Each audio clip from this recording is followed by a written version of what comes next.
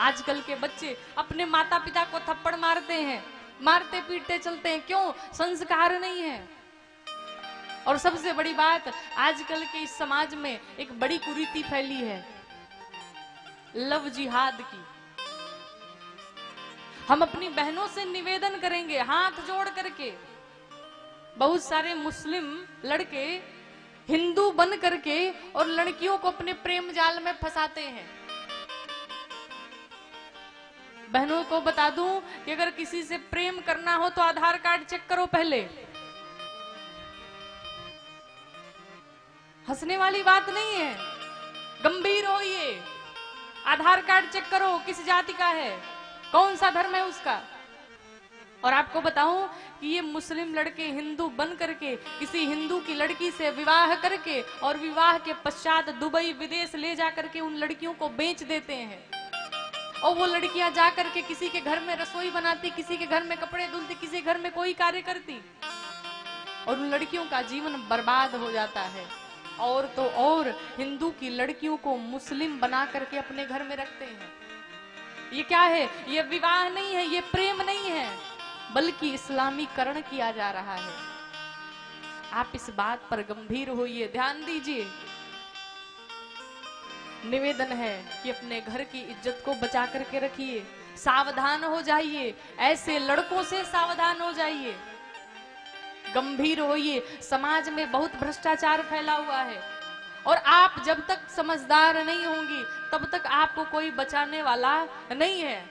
क्यों? क्योंकि कन्याएं माता पिता को बताएंगी नहीं, माता पिता को पता नहीं चलेगा। पता कब चलेगा? जब विवाह हो जाएगा, जब उसका जीवन बर्बाद हो जाएगा।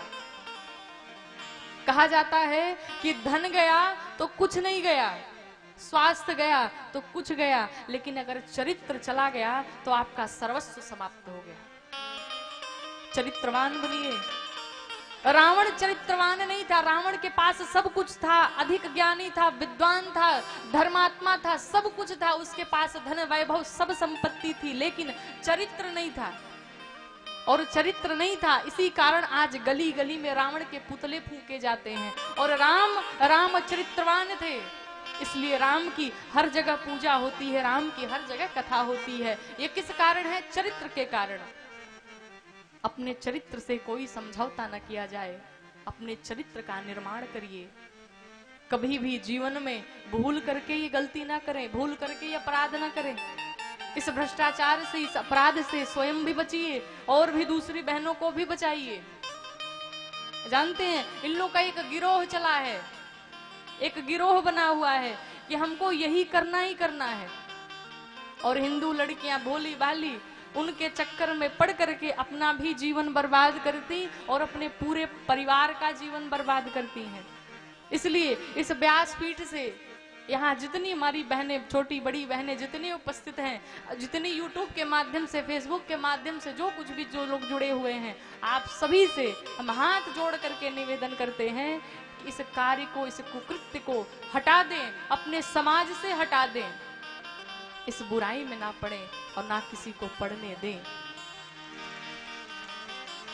देखिए, कथा कहना, कथा सब जानते हैं, कथा करना हमारा कर्तव्य है, हम कथा करने आए हैं, लेकिन समाज में क्या हो रहा है उसका आईना भी दिखाना आवश्यक है, देश प्रेम भी बताना आवश्यक है। और जो भक्त नहीं, जो राष्ट्र भक्त नहीं, वो राम का भक्त कभी नहीं हो सकता। इसलिए राम भक्त होने के साथ साथ देश भक्त भी बनिए। समाज में जो बुराइयां हो रही हैं उसको समाप्त करिए, और जब एक लोग समाप्त करेंगे, अपने अपने घर से स्वयं को सुधारेंगे, तब जाकर के हमारा देश सुधरने वाला है। अगर हम कहें कि एक ही बार देश को सुधार दिया जाए तो ये असंभव है, ये समाज सुधरने वाला नहीं है। जब एक एक सुधरेगा तब जाकर के सभी में सुधार हो जाएगा।